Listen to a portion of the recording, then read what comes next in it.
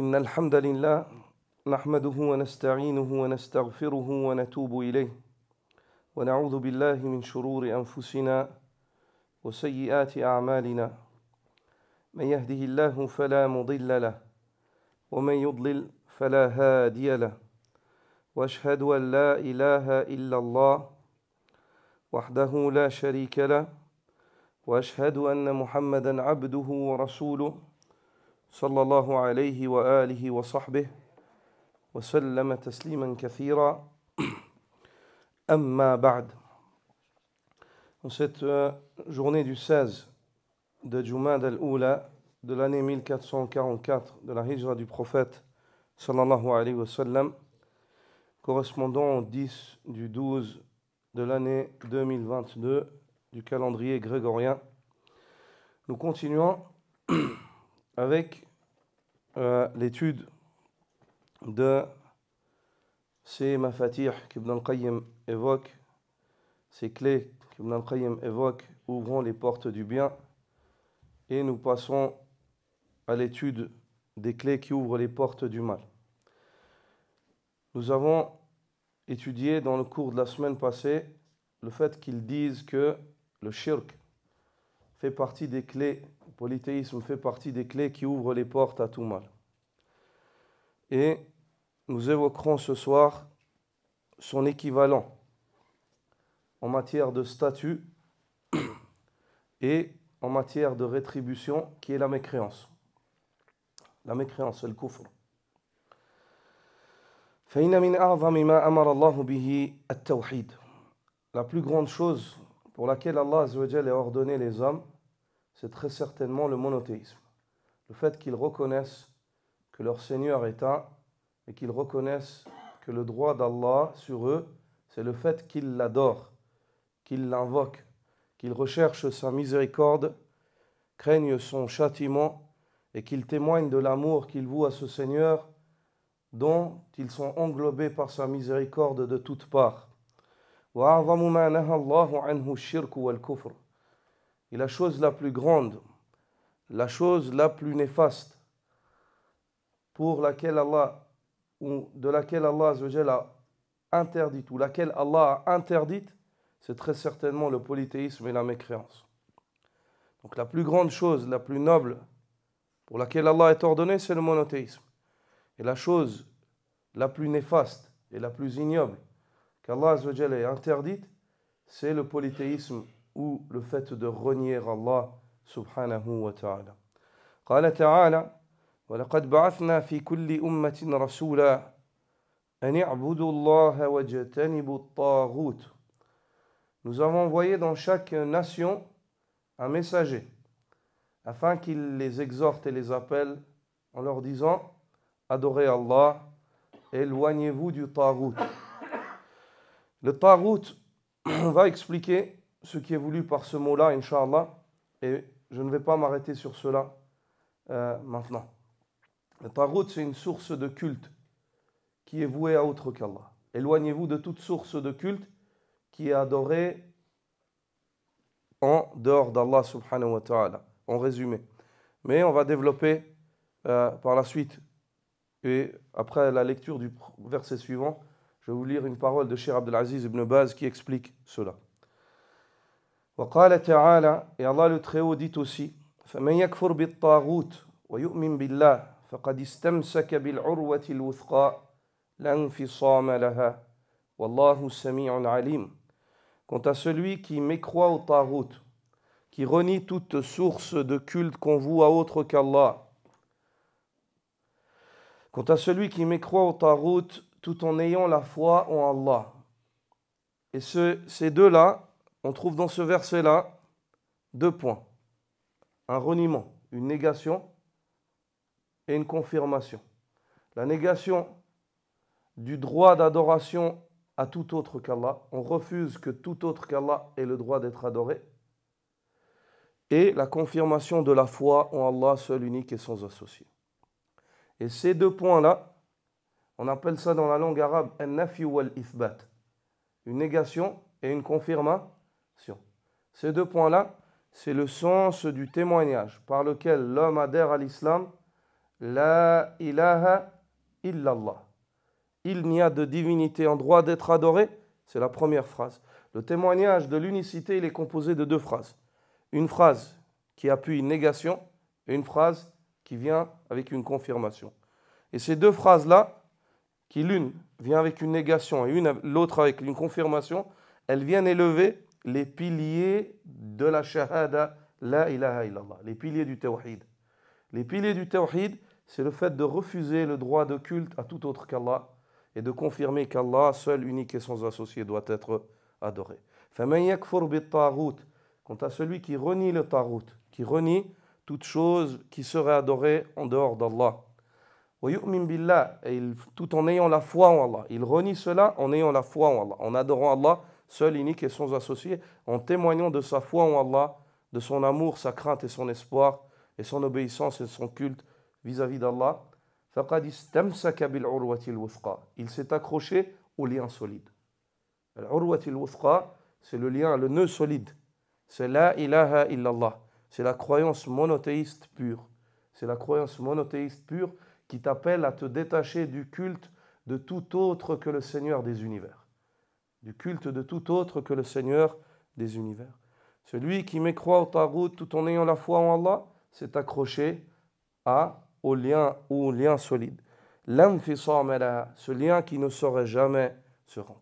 Celui qui s'accroche à la ilaha illallah, il sera sauvé. Jamais Allah azza wa jal, jamais Allah subhanahu wa ta'ala ne rompra le lien entre lui et entre un serviteur qui témoigne que la ilaha illallah avec la langue, avec le cœur et avec les actes. Jamais. L'infisam laha. Wallahu sami'un alim. Et Allah est parfaitement voyant. Il entend tout ce que vous dites. Et il est alim, il connaît tout ce que vous dites, il connaît tout ce que vous faites. Il entend tout ce que vous dites, et il connaît tout ce que vous faites. Il connaît ce que vous faites avec vos cœurs, et il connaît ce que vous faites avec vos actes. Jalla Jalalu. Et celui qui fait attention à ses paroles, à ses croyances et à ses actes, il fait attention afin que ces actes-là ne contredisent pas la ilaha illallah. Jamais Allah ne rompra le lien entre lui et un serviteur comme ça. Jamais. Wallahu sami'un alim. L'éminent savant Abdelaziz ibn Baz, rahmatullahi alayh, qu'Allah le couvre de sa miséricorde, dit lorsqu'il explique le sens voulu par ce verset, ce qui est voulu par al-kufru bit-taghut, le fait de renier, de mécroire en le taghut. J'emploie ce mot-là car je vous ai donné un petit indice de ce qui est voulu. C'est une source qui est adorée autre qu'Allah. Le fait de mécroire en toute source, en toute chose qui serait adorée autre à part Allah subhanahu wa ta'ala. Il dit معناه يعني الكفر بالطاغوت, le sens du kufr بالطاغوت البراءة منه واعتقاد بطلانه. Ce qui est voulu par le fait de mécroire en le taghut dans le verset, c'est le fait de se distancer, de se désavouer du taghut, de se désavouer de toute chose, toute idole qui est adorée en dehors d'Allah. Nous nous désavouons du droit de culte. Très bien. Si cette idole-là, c'est un caillou, ou une statue, ou une divinité, ou le démon, ou quoi que ce soit, nous nous désavouons pleinement dans tous les sens. Mais si cette chose qui est prise comme idole, c'est une créature parmi les créatures d'Allah qui sont nobles, comme les prophètes, est-ce que nous nous désavouons du prophète?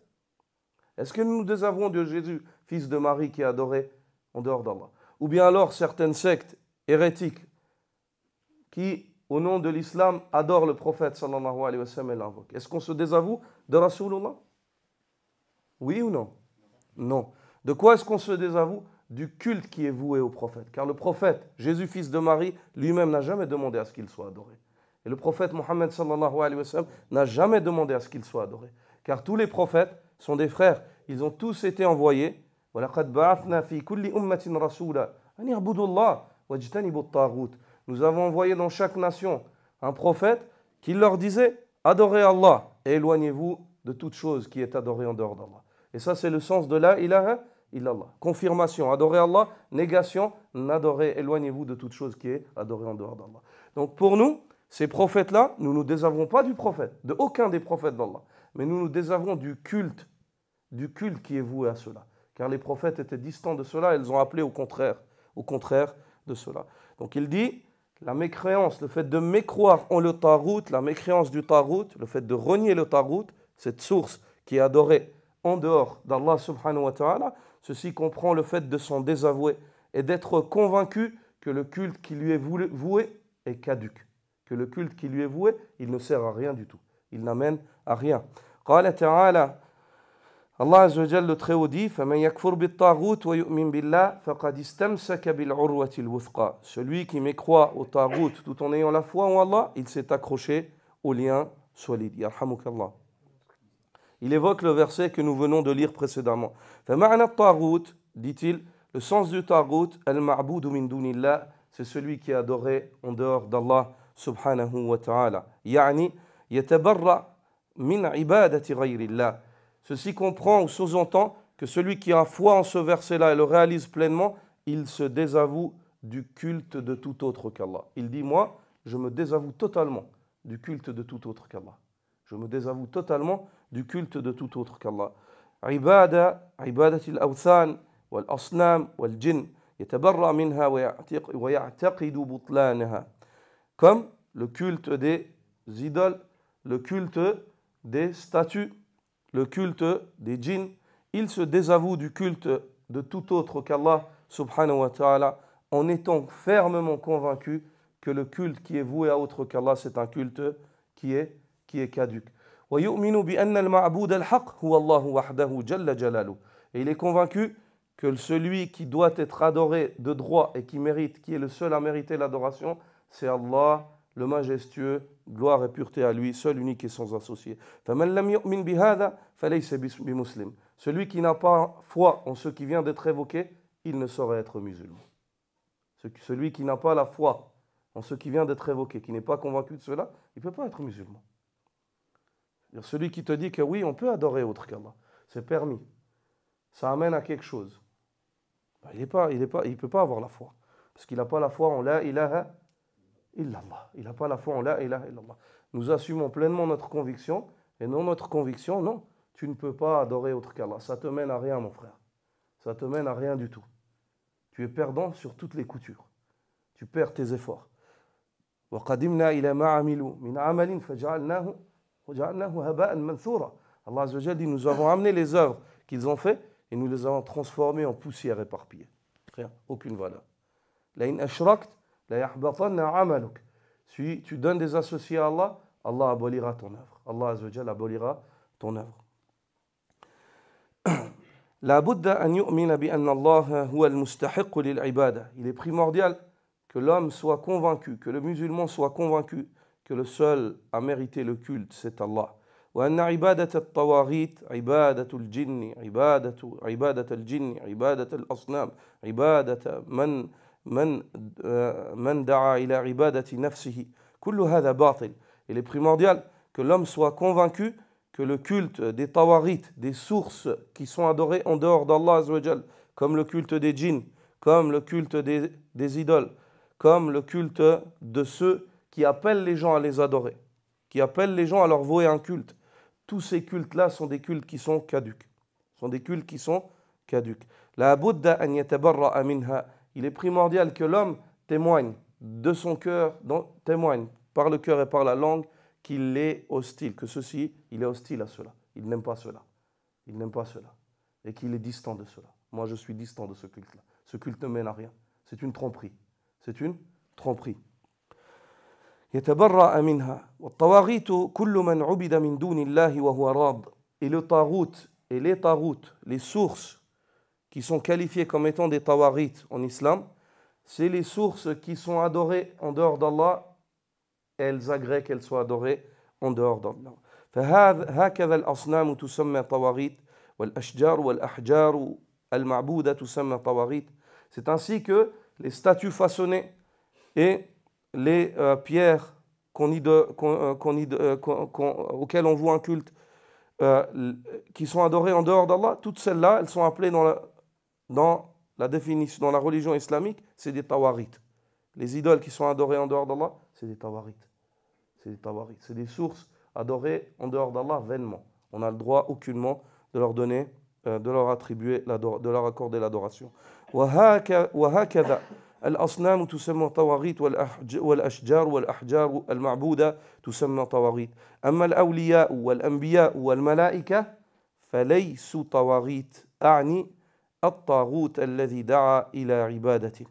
Quant aux alliés d'Allah Azza wa Jal, aux gens pieux, aux prophètes ainsi qu'aux anges, ils ne sont pas des tawarites. Ce n'est pas des taroutes. Pourquoi? Car ils n'ont jamais appelé les gens à cela. Et ils n'agréent pas. Les prophètes n'agréent pas qu'ils soient adorés en dehors d'Allah. Comment est-ce qu'ils agréent alors qu'ils ont sacrifié leur vie pour appeler les gens à adorer Allah seul, unique et sans associé? Le prophète Mohammed sallallahu alayhi wa sallam, à cause de la ilaha illallah, lorsqu'il est venu à son peuple qui était des idolâtres, et il leur a dit adorez Allah et délaissez le culte de vos idoles. Lorsqu'il leur a dit ça lui a coûté d'être chassé de sa maison, de vouloir le tuer, de lui prendre ses biens, de perdre ses proches, et ainsi de suite. Et penses-tu qu'après cela, il vient et il agrée que toi t'ailles et tu lui dis ô messager d'Allah, accorde-moi cela? Subhanallah. Alors que lui, il était prêt à donner sa vie pour la ilaha illallah. Ainsi ses compagnons, Abu Bakr, Omar, Uthman, Ali, radiyallahu anhum. Donc ces gens-là ne sont pas des tawarites, dit Cheikh Abdelaziz ibn Baz, car ils n'agréent pas le fait qu'on lui voue un culte.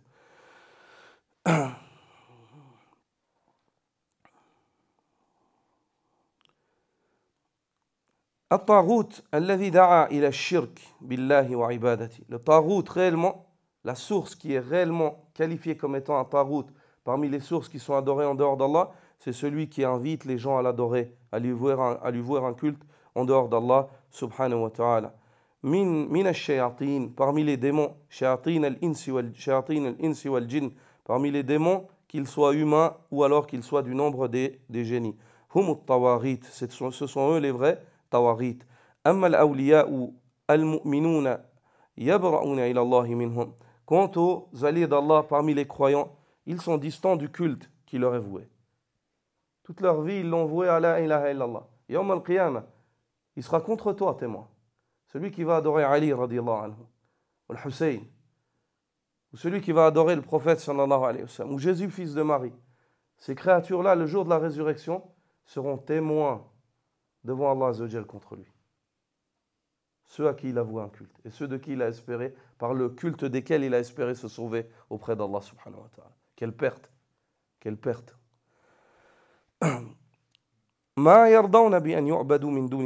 Ceci car les alliés d'Allah n'ont jamais agréé, et ils n'agréent pas du tout le fait d'être adorés en dehors d'Allah. هكذا الأنبياء هكذا الملائكة وهكذا الجن المؤمنون ما يرضون.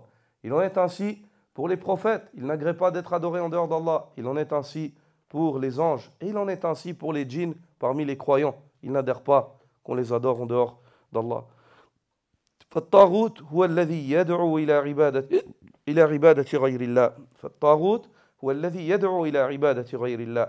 Le taghut, la source qui est adorée en dehors d'Allah subhanahu wa ta'ala et qui est qualifié de taghut, c'est celui qui invite les gens à adorer autre qu'Allah subhanahu wa ta'ala. أو يرضى بها كفرعون وأتباعه.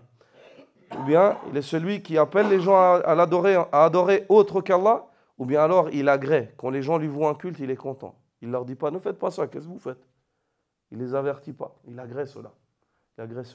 Ceux-là sont des vrais tawarites. Cheikh Ibn Baz te donne l'exemple de Pharaon, ainsi que de ses suiveurs, Saort.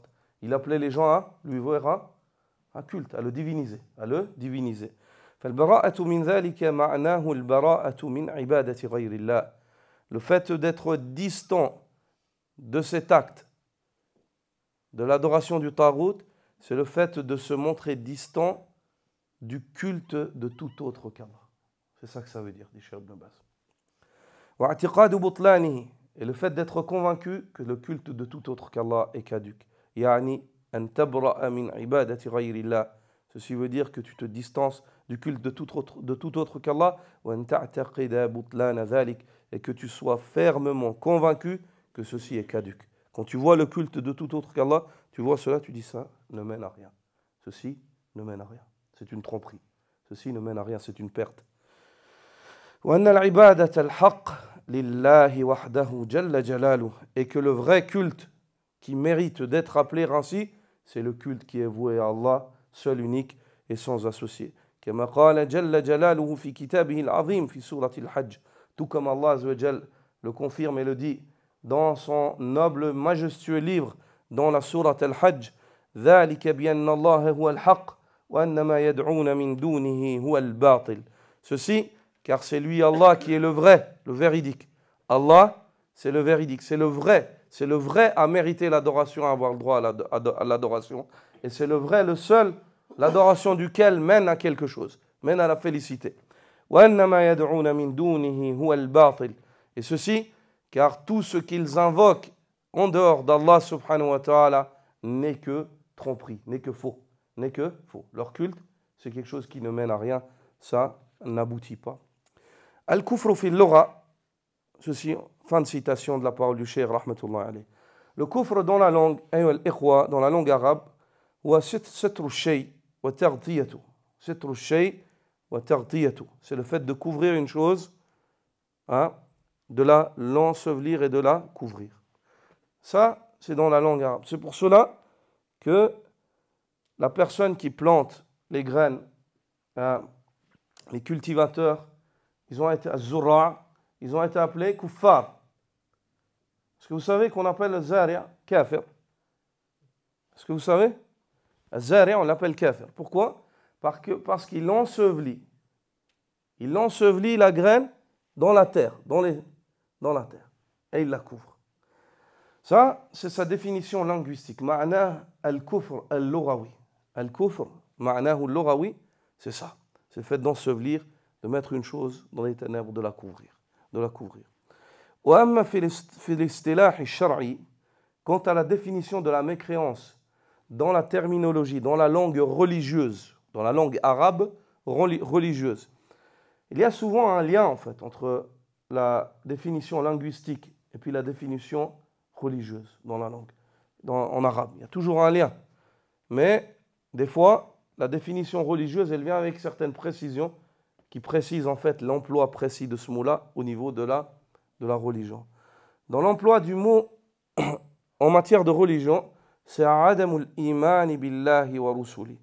C'est le fait de renier la foi en Allah et en ses messagers. سواء كان معه تكذيب أو لم يكن معه تكذيب. Que cela soit fait par le fait de démentir ou alors sans démentir. بل شك وريب. Ou bien alors le fait de renier la foi juste parce que tu doutes. Juste parce que tu doutes. أو إعراض عن الإيمان حسدا أو كبرا. Ou bien alors le fait de se détourner de la foi par jalousie. Comme l'ont fait les fils d'Israël. Juste parce que le prophète il venait pas de chez eux. Ou bien comme l'a fait Abu Jahl. Juste parce que le prophète il venait pas de sa tribu, il venait de la tribu de Banu Hashim. Il l'a lui-même dit. Je suis convaincu que Mohammed dit la vérité, mais si je renie, c'est parce que nous, à Banu Hashim, notre famille, ma tribu à moi, celle de Banu Hashim, on était constamment en rivalité. Quand ils faisaient une chose, on faisait la même chose. On essayait de concourir avec eux. Puis là, surgit un prophète d'eux. Je sais que Mohammed, ce n'est pas un menteur. Mais où est-ce qu'on va trouver, nous, un prophète? Donc ici, c'est par quoi? Par hasad, par jalousie et par orgueil. Par jalousie et par orgueil. أو اتباعا لبعض الأهواء الصارفة عن اتباع الرسالة. Ou alors, l'homme renie la foi parce qu'il suit certaines passions qui l'écartent du fait de suivre la révélation. فالكفر صفة لكل من جحد شيئا مما افترض الله تعالى الإيمان به. La mécréance comprend le fait que la personne renie une chose en laquelle Allah Azza wa Jal a imposé qu'on ait foi. بعد أن بلغه ذلك سواء جحده بالقلبه دون لسانه. Il renie cela après que cela lui parvienne. C'est-à-dire une fois qu'on l'appelle à cela, il le renie. Que ce soit pour une des raisons qui a été évoquées. L'orgueil, la jalousie, le doute, ou le fait de démentir, et ainsi de suite. بعد أن بلغه ذلك سواء جحد بقلبه دون لسانه, que ce reniement-là, il le fasse avec le cœur et non pas avec la langue, comme c'est le cas des hypocrites ou bien de ceux qui n'expriment pas ce qu'ils pensent. أو بلسانه دون قلبه, et je ne dis pas qu'une personne qui n'exprime pas ce qu'il pense est un hypocrite. C'est deux catégories différentes. Une personne qui n'exprime pas, on ne sait pas. Il renie dans son cœur, mais il n'exprime pas qu'il a renié.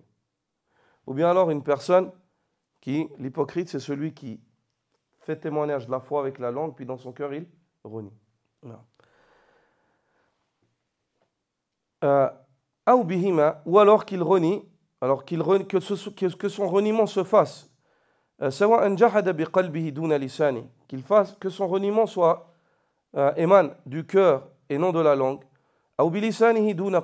Ou alors que son reniement émane de la langue et non pas du cœur.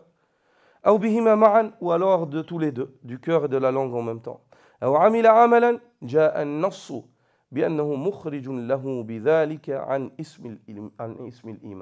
Ou alors que la personne œuvre d'une œuvre pour laquelle les textes, les sources musulmanes sont venus confirmer que celui qui œuvre avec cette œuvre-là, il est sorti de la définition de la foi. Il n'a plus la foi. Il a renié la foi par cet acte-là. Donc ça, c'est ce qu'on appellera le kufr. Tout ça, c'est ce qu'on appellera le kufr en islam. Est-ce que c'est clair? Non. Et cette définition-là, ou le sens de cette définition, a été évoqué par Cheikh l'Islam Ibn Taymiyyah dans Al-Fatawa.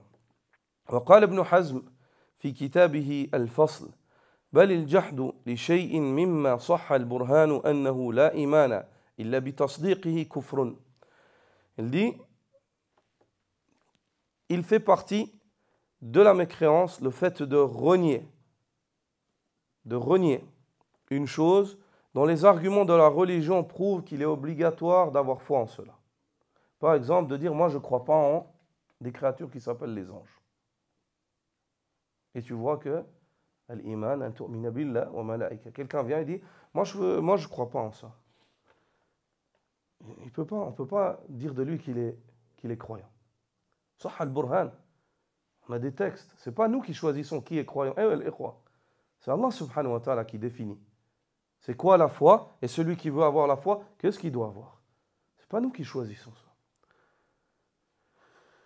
Et lorsqu'on apprend ou on traite de ces points-là, on ne traite pas de ces points-là pour lever la canne du jugement sur les gens. Celui-là, il est mécréant, celui-là. Ça, on les apprend pour avoir le savoir. Pourquoi? Pour se sauver nous-mêmes de la mécréance. Ça, c'est un point sur lequel j'insiste.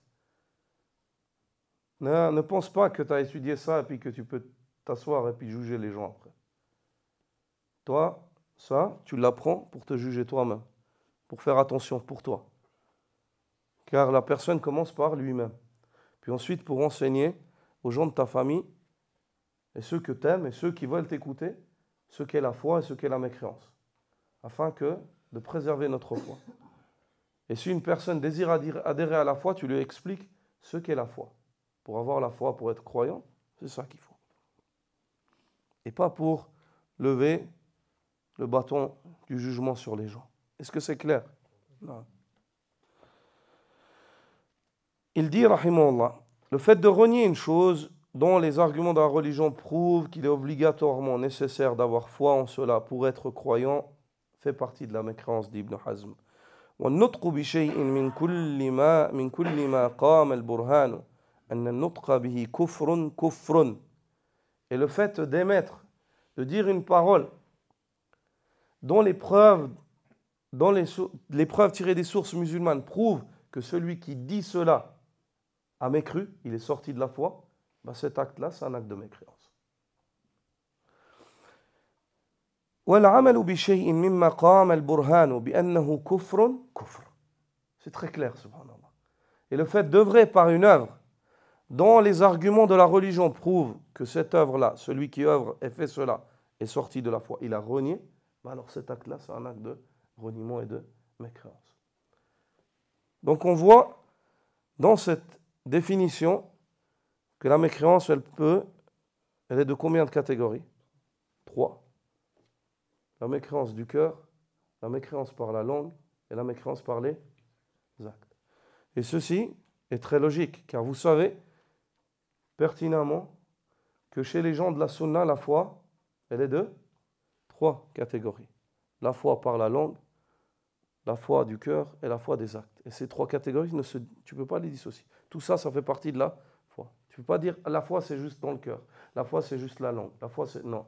La foi, c'est parole, croyance et acte. Et la mécréance, c'est l'opposé de la foi. Donc il en va de soi que la mécréance, c'est mécréance dans les paroles, dans les croyances et dans les actes. Est-ce que c'est clair? Comme le shirk. Le shirk, il va en opposer au tawhid. On a vu dans le cours passé. Le tawhid, il est dans la seigneurie, l'unicité d'Allah en tant que Seigneur, d'être convaincu que c'est le Seigneur unique. L'unicité d'Allah dans le culte et l'unicité d'Allah dans les noms et les attributs, dans la perfection. Donc, si ça c'est le tawhid, le shirk, il y aura du shirk dans la seigneurie, du shirk dans la divinisation, dans la divinité, dans le culte, ou bien du shirk dans les noms et les attributs, dans la perfection. Est-ce que c'est clair? والكفر ضده الإيمان وهو جحد الدين الحق. Et la mécréance, c'est l'opposé de la foi. Elle comprend le fait de renier la religion de vérité. وسمي كفرا لأن فيه سترا للحق وجحدا له. Il a été appelé kufr car il y a le fait de couvrir la vérité et le fait de la rejeter, de l'éloigner. Comme quand tu mets une chose dans un trou, tu l'éloignes, tu t'en débarrasses. C'est pour cela que la mécréance, elle a été appelée kufr en arabe. Elle a été appelée kufr. Car la mécréance, c'est le fait d'ensevelir la vérité, d'ensevelir le raisonnement. Comment est-ce que, où il est le raisonnement alors que tu vois tous les jours ce majestueux décor, la création d'Allah Azza wa Jal, et le fait de dire, moi je ne crois pas après cela, je n'ai pas foi en un Seigneur. Où est le raisonnement? Qui a fait cela? Qui a amené? Alors que, par Allah Azza wa Jal, si maintenant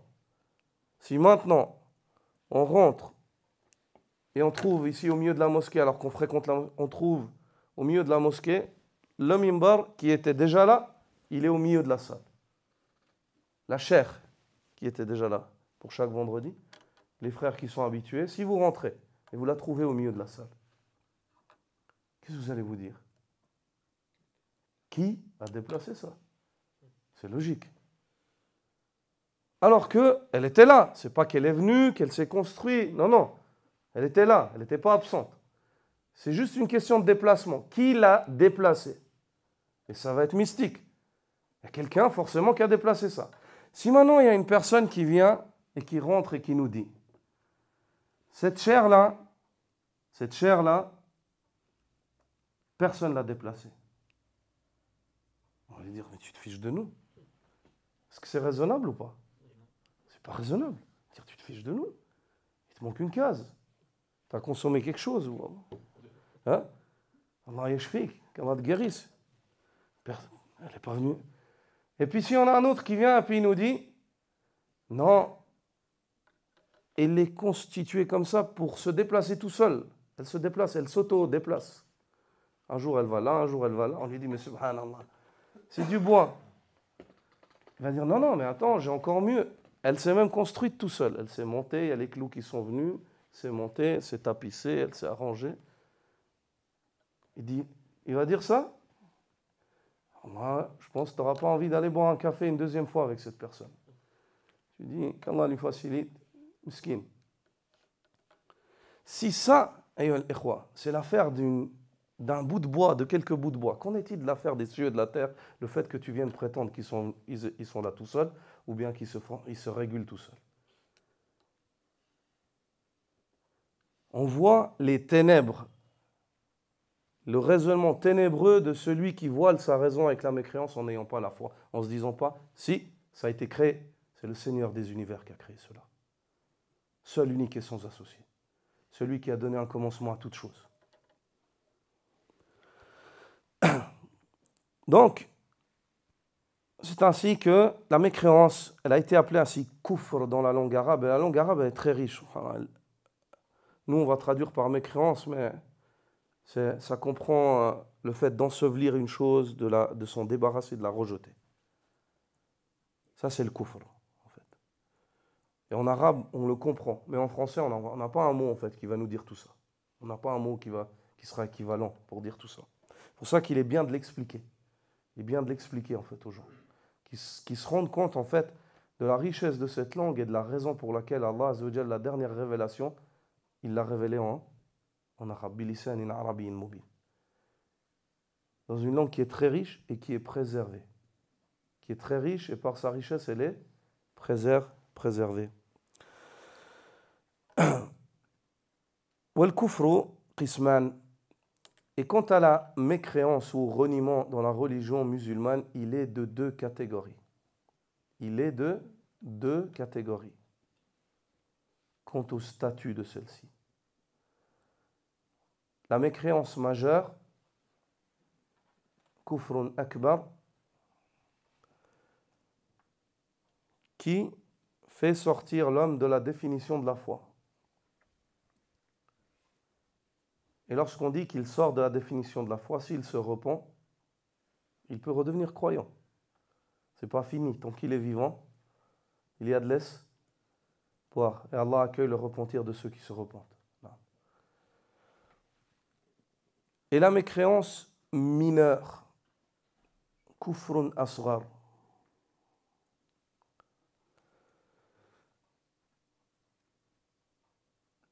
Le point qu'ils ont en commun, c'est le fait que tous deux font partie des grands péchés. Tous deux font partie des grands péchés.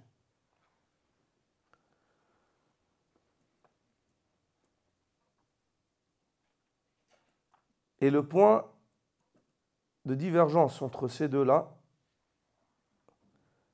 c'est, et lorsqu'on dit que tous deux font partie des grands péchés, donc le point en commun qu'il y aura suite à cela, c'est que pour tous les deux, l'homme doit se repentir. Tu te dois de te repentir. Et le point divergent, c'est le devenir de celui qui s'y adonne. Le devenir de celui qui s'y adonne. Quant au dunya, ici-bas, le devenir de celui qui mécroit par une mécréance majeure, c'est qu'il n'est plus considéré comme croyant.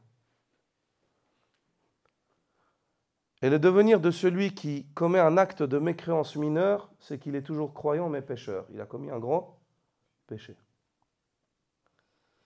Dans l'au-delà, celui qui commet et meurt avec un acte de mécréance majeure comme non-croyant, son devenir c'est l'enfer pour l'éternité, qu'Allah nous en préserve. Et celui qui a commis un acte qualifié par la religion comme acte de mécréance mineure, son devenir c'est comme les grands péchés. Si Allah veut le châtier, il le châtie. Si Allah veut lui pardonner, il lui pardonne.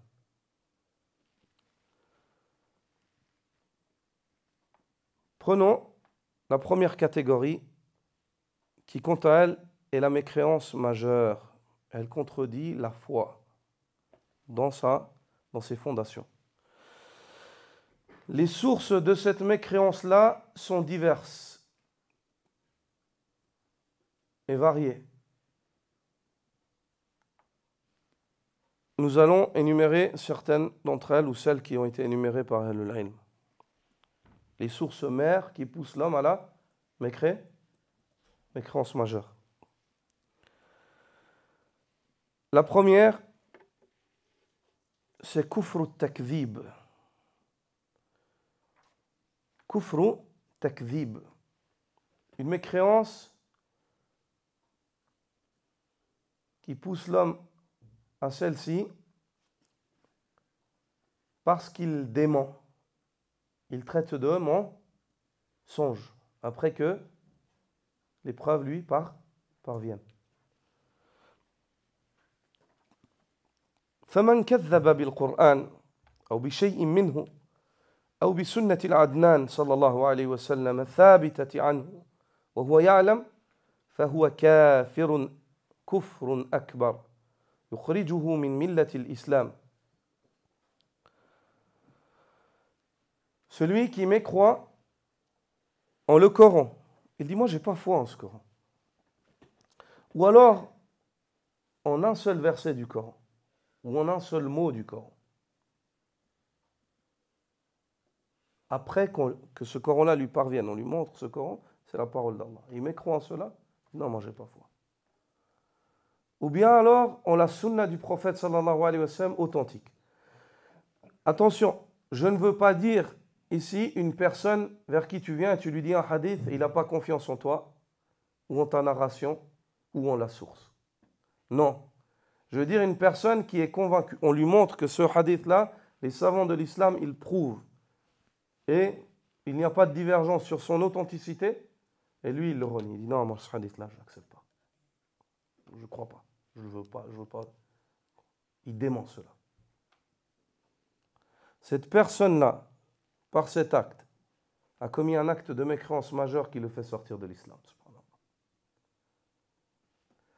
Allah subhanahu wa ta'ala dit وَمَنْ أَظْلَمُ مِمَّنِ افْتَرَى عَلَى اللَّهِ كَذِبًا أَوْ كَذَّبَ بِالْحَقِّ لَمَّا جَاءَ أَلَيْسَ فِي جَهَنَّمَ مَثْوًى لِلْكَافِرِينَ سَمَّاهُمْ كَافِرِينَ.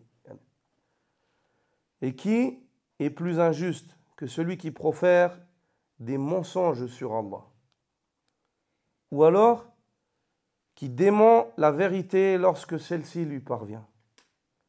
N'est-ce pas que le gîte dernier des mécréants sera l'enfer? N'est-ce pas que ce sera l'enfer, la dernière destination, la destination d'accueil final pour l'éternité de ceux qui mécroient?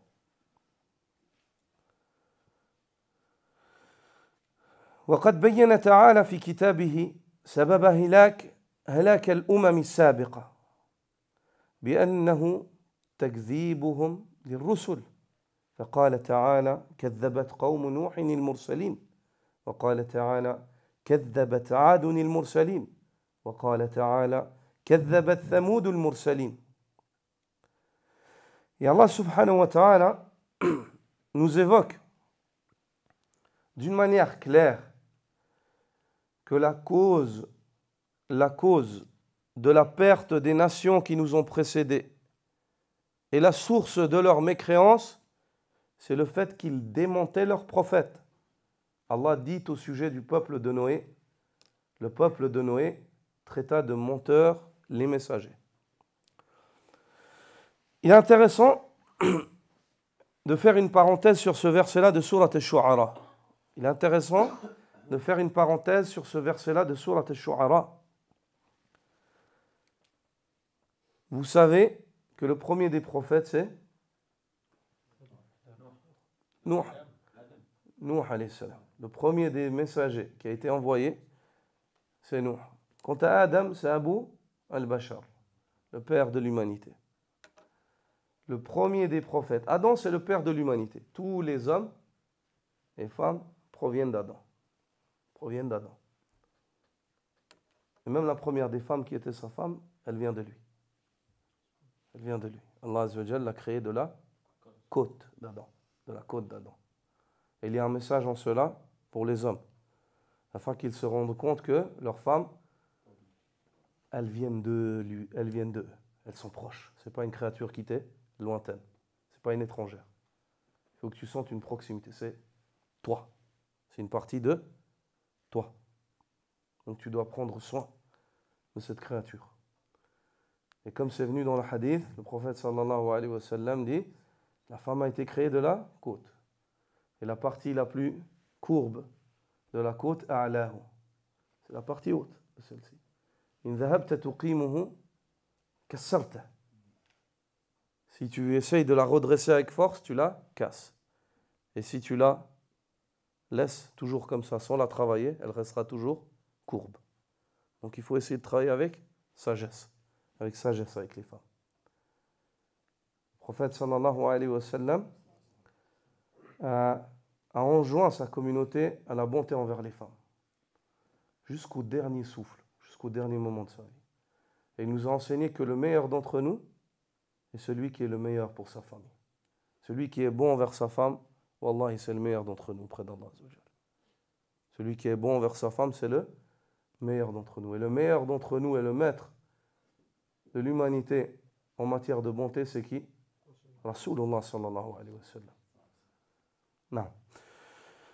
Dans ce verset-là, ayyuhal ikhwa, ce verset-là, Allah Azza wa Jal nous dit le peuple de Nuh a traité de menteur, a démenti les prophètes, les messagers plutôt. Il est étonnant de lire ce message-là quand nous sommes convaincus qu'il n'y avait pas de messager avant nous. Quand Allah a créé Adam, dans la nature de l'homme, il ne lui vient pas à l'esprit de renier son Seigneur et encore moins d'adorer autre que lui. C'est la nature saine. C'est pour cela que lorsque certaines personnes adhèrent à l'islam, sincèrement, j'ai posé la question à un bon nombre d'entre eux. Comment est-ce que tu te sens? Qu'est-ce que tu ressens?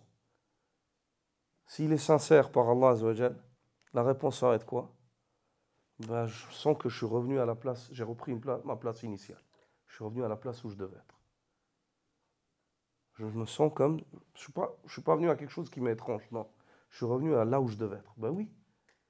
Car Allah Azza wa Jal dit, Tilka fitratullah lati fatara an-nas alayha. Voici la nature saine sur laquelle Allah a créé les hommes. La tabdila li khalqillah. Il n'y a pas d'altération à la création d'Allah. Allah nous crée tous monothéistes. N'importe lequel d'entre nous ici, lorsqu'il est venu au monde, il est venu au monde musulman, monothéiste. Et Allah Azza wa Jal dit Khalaqtu ibadi hunafa. J'ai créé tous mes serviteurs monothéistes.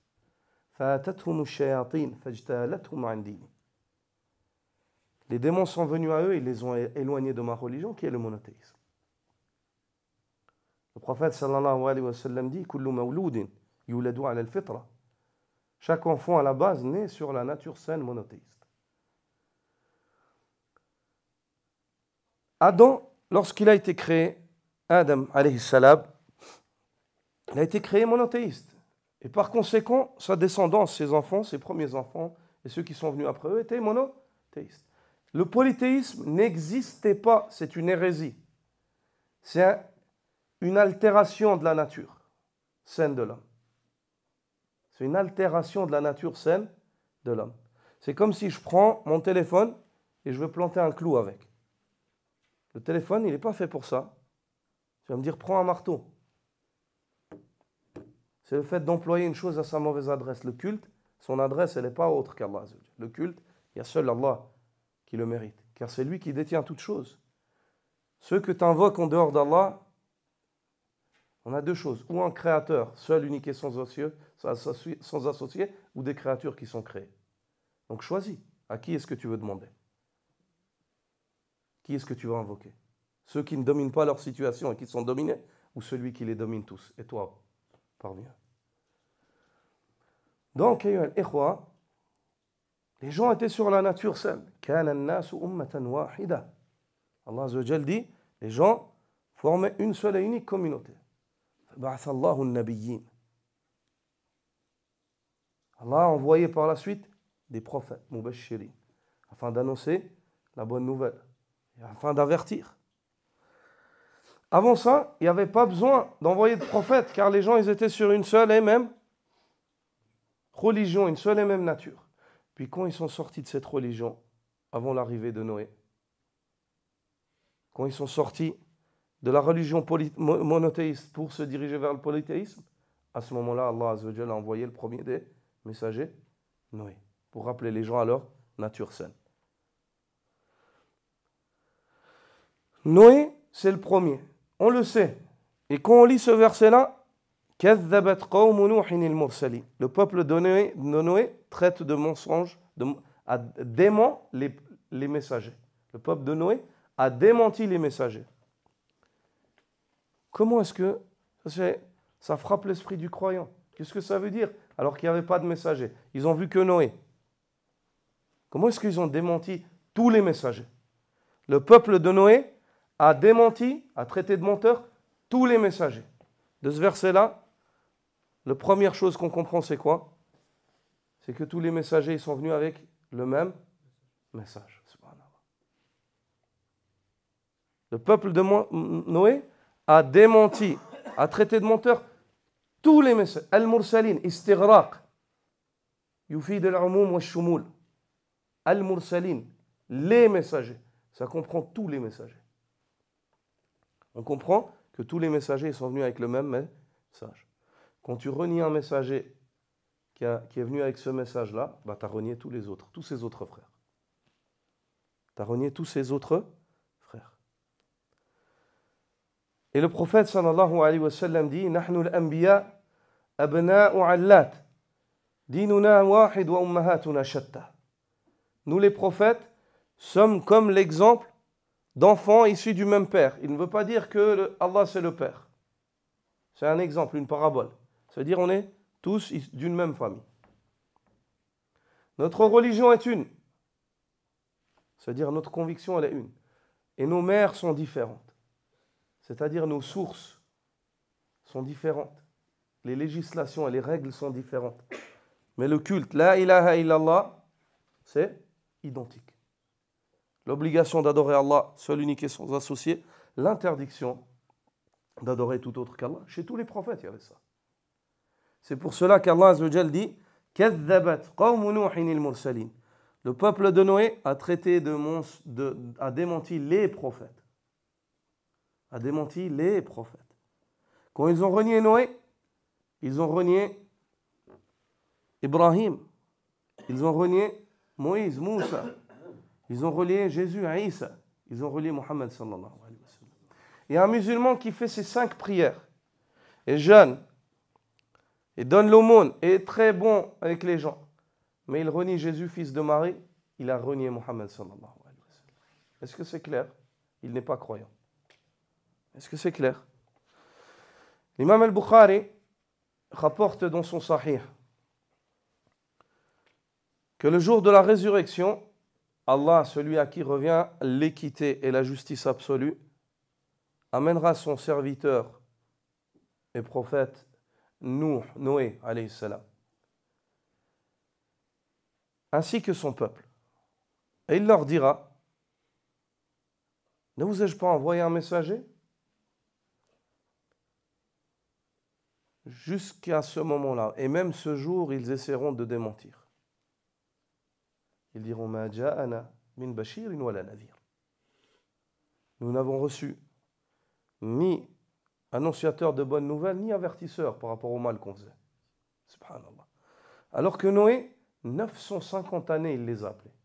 950 années de prédication. Et même en ce jour-là, où le voile du raïb, il est levé, ils voient, ils sont morts, ils ont vu la tombe, el barzakh, ils ont vu tout ce qu'ils ont vu, ils essayent quand même de mentir. Allah subhanahu wa ta'ala de dire à Noé, à Nuh alayhi salam, et à Nuh,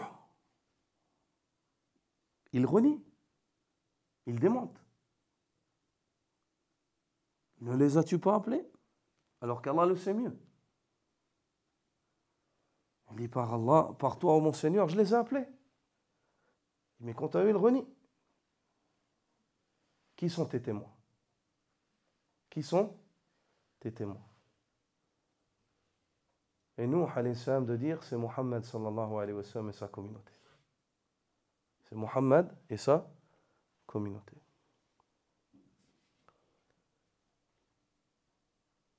Et le prophète sallallahu alayhi wa sallam dit, et vous viendrez, vous témoignerez en faveur de qui? De nous, alayhi salam. Allahu akbar. Comment est-ce qu'on témoigne? Par le biais de quoi? Du Coran. Par le biais du Coran. La foi dans ce Coran. Inna arsalna Nuhan ila qawmihi. Nous avons envoyé Nuh à son peuple, on l'a lu, les versets. Il a appelé son peuple Alfa sana illa khamsina aman. 1000 années moins 50, 950 ans. On l'a lu, on est convaincu. Et le prophète sallallahu alayhi wa sallam, à ce moment-là, il a lu aux sahaba la parole d'Allah. وَكَذَلِكَ جَعَلْنَاكُمْ أُمَّةً وَسَطًا لِتَكُونُوا شُهَدَاءَ عَلَى النَّاسِ وَيَكُونَ الرَّسُولُ عَلَيْكُمْ شَهِيدًا. C'est ainsi que nous fîmes de vous une communauté wasata, équitable, du juste milieu, la meilleure des communautés, afin que vous soyez témoins témoin sur les gens et que le messager soit témoin sur vous. Que le messager soit témoin sur vous.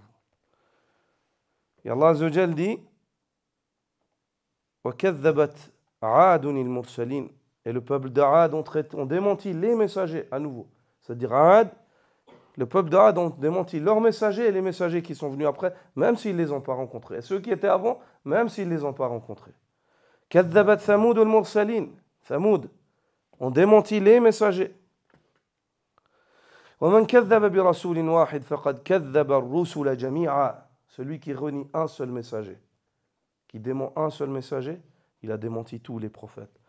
ولا يكون الإيمان بهم مقبولا حتى يؤمن بجميعهم ولا يفرق بين أحد منهم.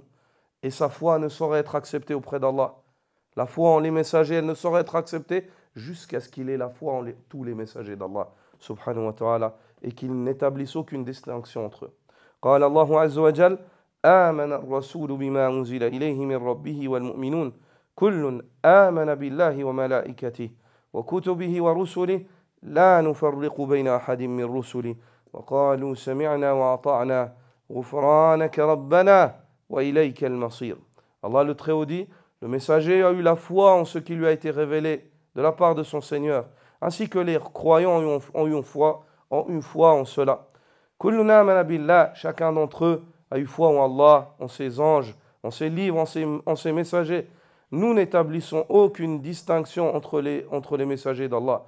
Et ils dirent, ô notre Seigneur, nous avons entendu et nous avons obéi. Pardonne-nous nos péchés. Ô notre Seigneur, c'est vers toi que se fera notre retour. C'est vers toi que se fera notre retour. La deuxième catégorie, ou deuxième source de mécréance, c'est kufrul juhud. Une mécréance dont la source c'est le rejet et le reniement. فالكافر عنده معرفة بالحق ويقين به.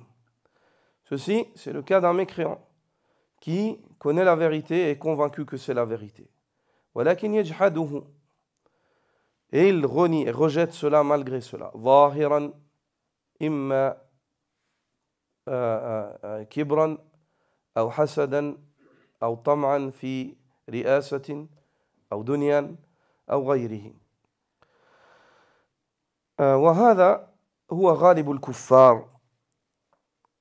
Ici, c'est le cas du mécréant qui, après être convaincu que la vérité, lorsque la vérité lui parvient, il est convaincu de celle-ci, mais il la rejette. Il la rejette d'une manière apparente. Et ce rejet-là, qui lui est la base de sa mécréance, les causes sont variées.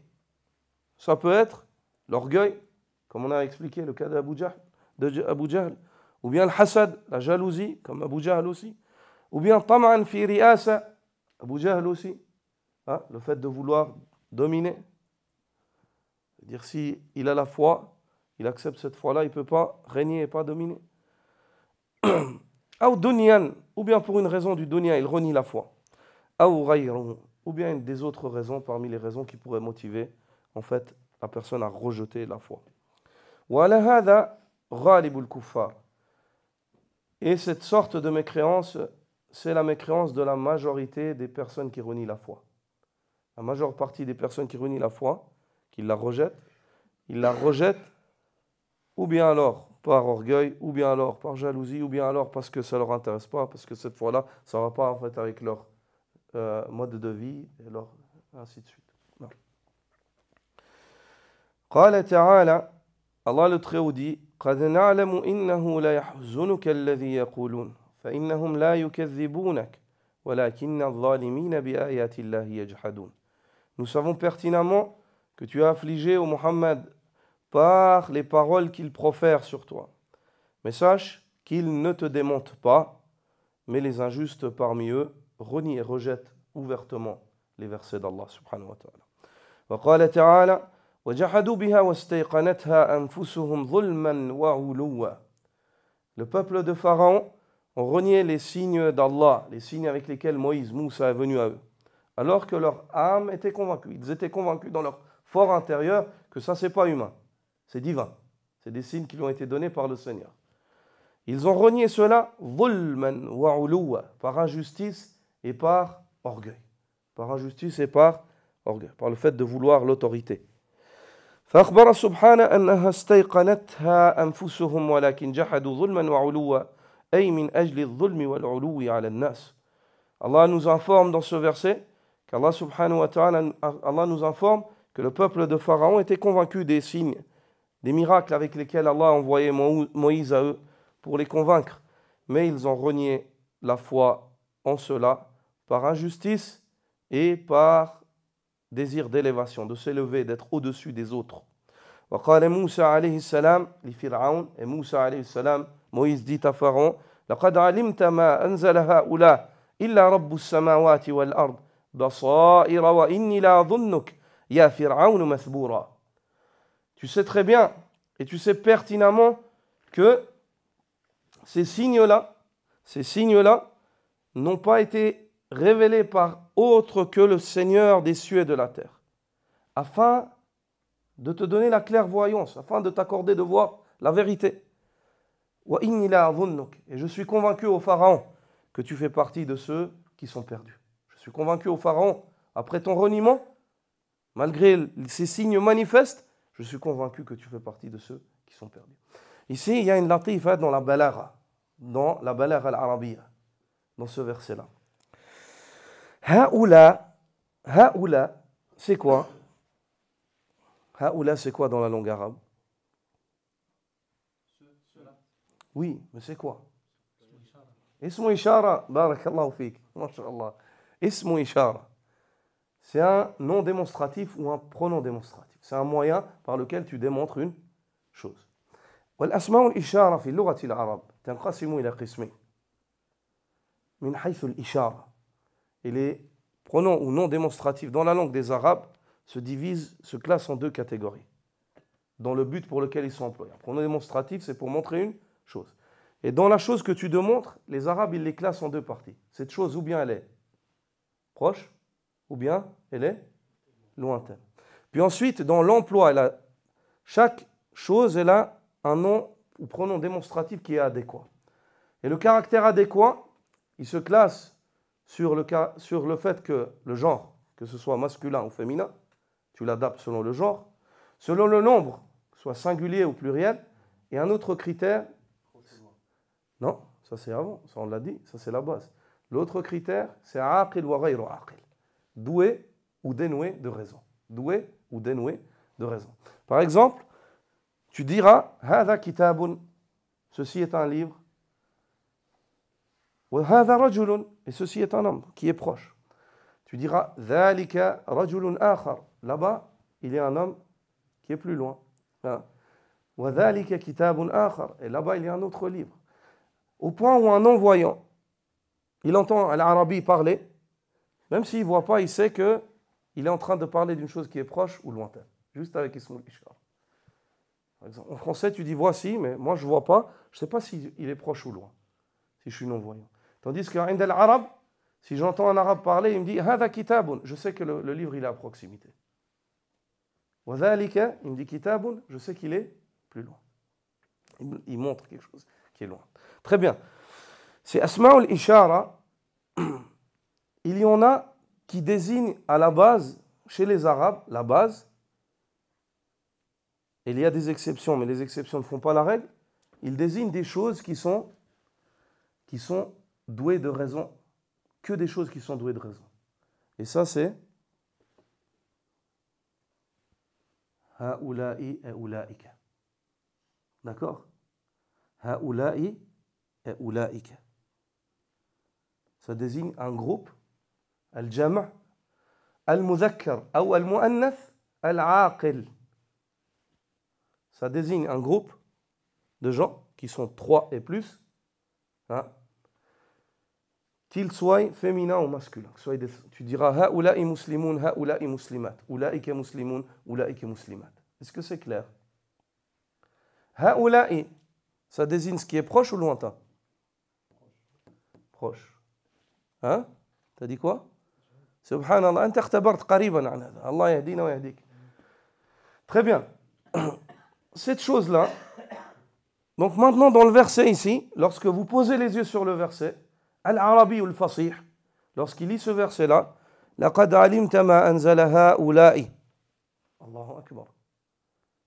إِلَّا رَبُّ السَّمَاوَاتِ وَالْأَرْضِ. Tu sais très bien que هَؤُلَاء, et il parle de quoi Moussa? Des miracles, al-mu'jizat. Les miracles, n'est-ce pas?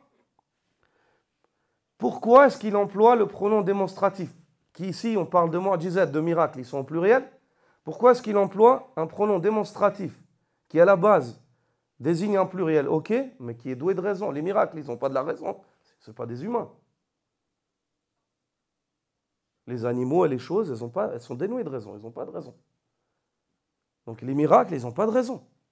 Pourquoi est-ce qu'ici, il l'emploie? Il contredit la base, la règle. La règle dans la Lora, c'est quoi? C'est que les choses, haoula ou haoulaïka, ça désigne des choses qui sont douées de raison, qui sont au pluriel. Pourquoi est-ce qu'ici, il désigne des choses qui sont non douées de raison? Parce que ceux qui... C'est pas des choses qu'on y croit. C'est-à-dire dans le sens que... c'est des trucs, c'est des miracles qu'on se dit que...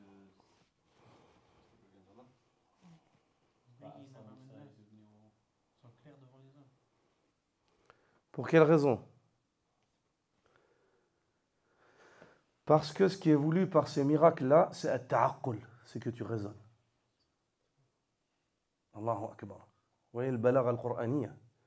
C'est qu'Allah subhanahu wa ta'ala, ici, ça contredit la règle de base dans la langue arabe, c'est que ça désigne des choses qui sont haoula, ça désigne des choses qui sont au pluriel, douées de raison.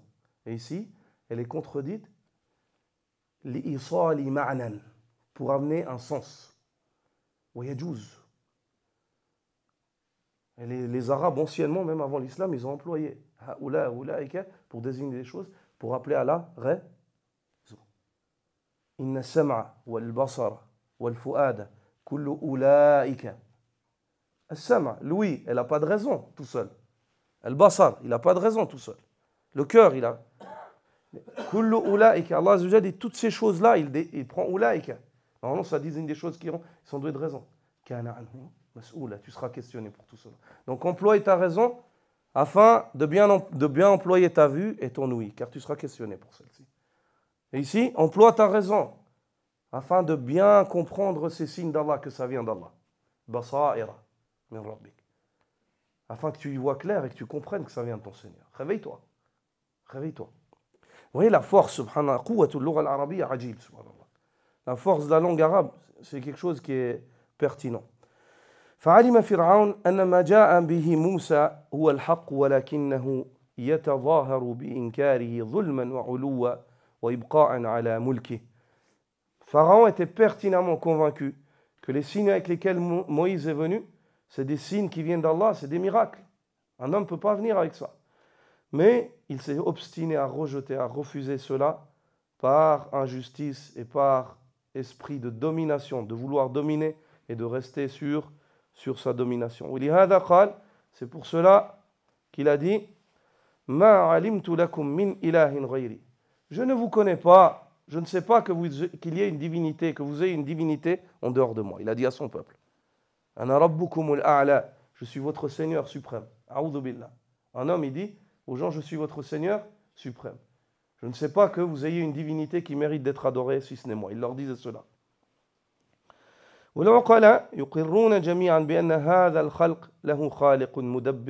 Et tous les hommes doués de raison sont fermement convaincus que cette création, elle a un créateur qui l'a créée et qui la gère.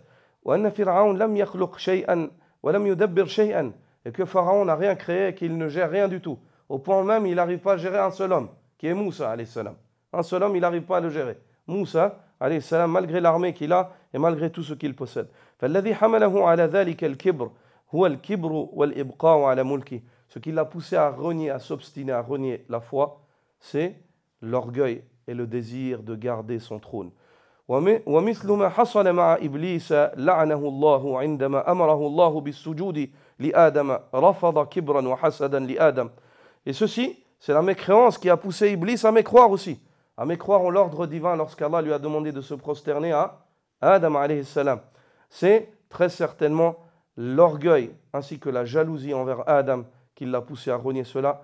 وإذ قلنا للملائكة Usjudu li Adam fasajadu illa Iblis aba wastakbara wa kana min al-kafirin.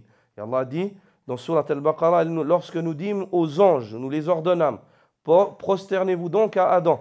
Ils se prosternèrent tous, c'est une prosternation de respect.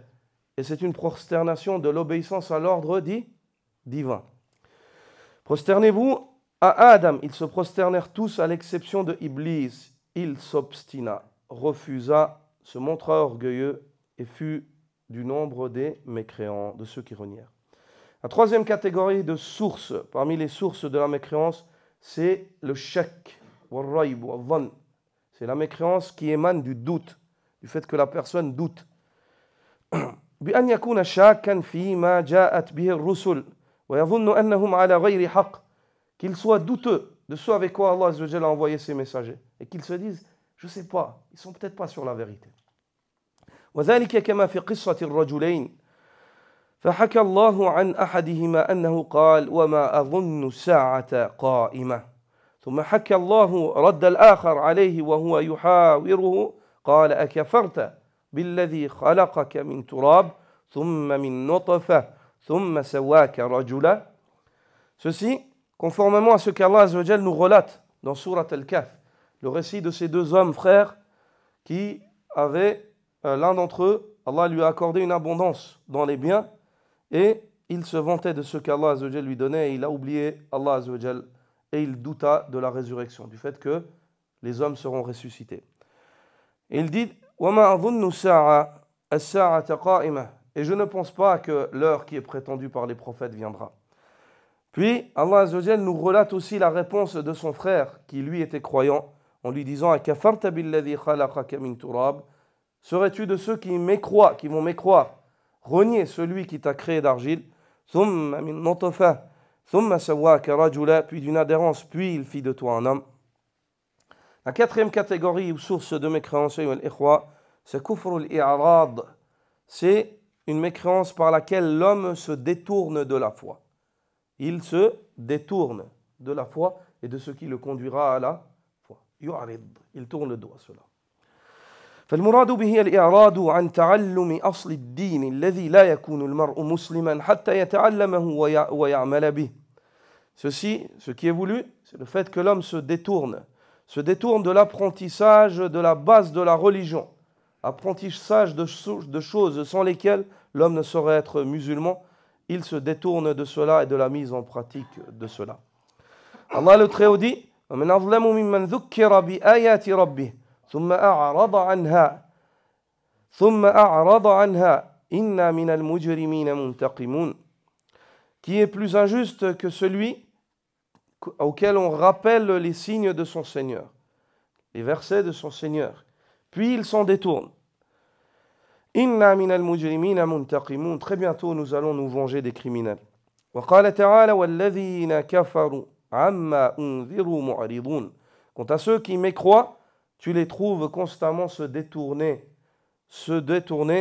de ceux avec quoi on les exhorte. Ceux qui mécroient, tu les trouves constamment tourner le dos aux exhortations qui leur sont faites. Ils ne veulent pas apprendre, ils ne veulent pas savoir et encore moins mettre en pratique. فَسَمَّاهُمْ كَافِرِينَ لِإِعْرَاضِهِمْ عَمَّا أُنذِرُوا بِهِ. Allah Azza wa Jalla les a appelés mécréants car ils se sont détournés de l'évocation de ceux par quoi ils étaient évoqués afin qu'ils adhèrent à la foi. On leur rappelle, ils n'ont pas la foi. On leur rappelle à venir vers la foi, ils se détournent. Ils ne veulent pas écouter, ils ne veulent pas mettre en pratique. Et la plus grosse, parmi les plus grosses manières de détournement, c'est le fait que, par exemple, la personne, elle ne veuille même pas écouter, comme faisait le peuple de Nuh. Le peuple de Nuh, ils mettaient leurs doigts dans leurs oreilles quand Nuh parlait. Et ils couvraient leur visage avec les habits. Ils ne voulaient même pas le voir ni l'écouter. Ça, c'est la plus grande forme de détournement. La cinquième source, c'est la dernière, parmi les sources qui poussent l'homme à la mécréance, c'est l'hypocrisie. C'est l'hypocrisie. Et on veut par cela النفاق الاعتقادي لا النفاق العملي. L'hypocrisie dans la conviction et non l'hypocrisie dans les œuvres. Vous savez très bien et pertinemment que le prophète sallallahu alayhi wa sallam évoque des caractéristiques qui sont propres aux hypocrites. Il dit que إذا حدث كذب. Lorsqu'il parle, il ment. وإذا وعد أخلف. Et lorsqu'il promet, il tient pas sa promesse. وإذا اؤتمن خان. Et lorsqu'on lui confie un dépôt, il trahit la confiance qu'on lui fait. وإذا خاصم فجر. Et lorsque tu débats avec lui ou tu te querelles avec lui, il est pervers, il insulte, il est pervers. Ça, c'est des caractéristiques qui font partie des caractéristiques de l'hypocrisie. L'hypocrisie dans les actes. Celui qui fait cela n'est pas sorti de la foi. Ici, on parle d'une hypocrisie qui te fait sortir de la foi. Les hypocrites, Allah subhanahu wa ta'ala les humilie yawm al-qiyamah, ils sont ceux qui sont dans le bas-fond de l'enfer. إن المنافقين في الدرك الأسفل من النار ولن تجد لهم نصيرا. Les hypocrites seront dans le bas-fond de l'enfer. Dans le bas-fond, le plus bas degré de l'enfer, il est réservé aux munafiqun, car c'est les pires des créatures. Et lorsqu'Allah Azza wa Jal évoque sa création et les catégories de créatures par rapport à la foi, au début de son livre, dans Surat al-Baqarah, il évoque 3 catégories. Les croyants, ceux qui renient la foi, ont très peu de versets, et les hypocrites. Les hypocrites, sur plus du verset 8 jusqu'au verset 20, plus de 12 versets de Surat al-Baqarah, qui détaillent sur la situation des hypocrites. Sur la situation des hypocrites. Et les ikhwa, ici, l'hypocrisie qui est source de mécréance, c'est al-nifaq al-i'tiqadi. C'est l'hypocrisie dans la conviction. Et en résumé, cette hypocrisie-là, c'est le fait que l'homme fasse paraître la foi alors qu'il n'a pas la foi. C'est que le fait que l'homme fasse paraître la foi alors qu'il n'a pas la foi. Et ces hypocrites-là, en règle générale, on les trouve dans les sociétés, majoritairement dans les sociétés où l'islam est faible ou fort. Faible ou fort? Fort. Fort. Ces hypocrites-là, il n'y a pas d'intérêt. Sinon, dans une société où l'islam il est faible, où il est l'intérêt? Il n'y a pas d'intérêt. Donc dans une société, et c'est pour cela qu'à Médine, à la Mecque, il n'y avait pas ça. Parce que l'islam, il était, comment? Faible à la Mecque. Les périodes mécoises, ils étaient faibles, les musulmans. Tu n'avais pas intérêt. Il n'avait aucun intérêt à se faire passer pour un musulman. Il aurait mangé des coups de fouet ou alors il aurait été châtié. Hein? Mais à Médine, il y avait un intérêt. Et la tête des munafiqun, Abdullah ibn Saloul, qui lui voulait quoi? Il voulait dominer les Médinois. Al-Aws al-Khazraj. Il voulait être le roi des Aws et des Khazraj. Et les Juifs lui promettaient de l'aider en cela. Hein? Les Aws et les Khazraj, c'est 2 tribus frères qui ont constitué Médine. Ils se faisaient la guerre constamment. C'est qui alimentait la guerre entre eux? Al-Yahoud, divisé pour mieux régner. Non, c'est les Juifs.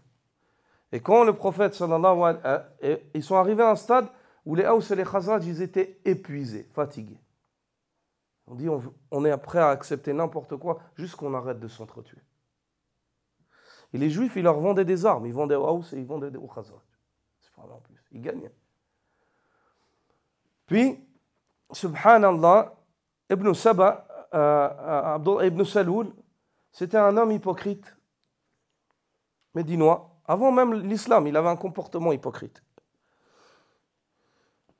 Les Juifs, ils ont vu qu'il était très propice en fait à marcher dans leur plan.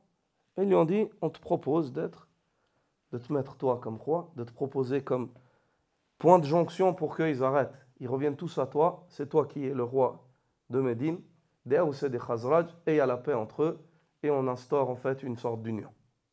Mais c'est toi qui vas être. Mais lui, il serait le tableau extérieur, mais c'est qui tient les cordes derrière? Al-Yahoud. Al-Yahoud.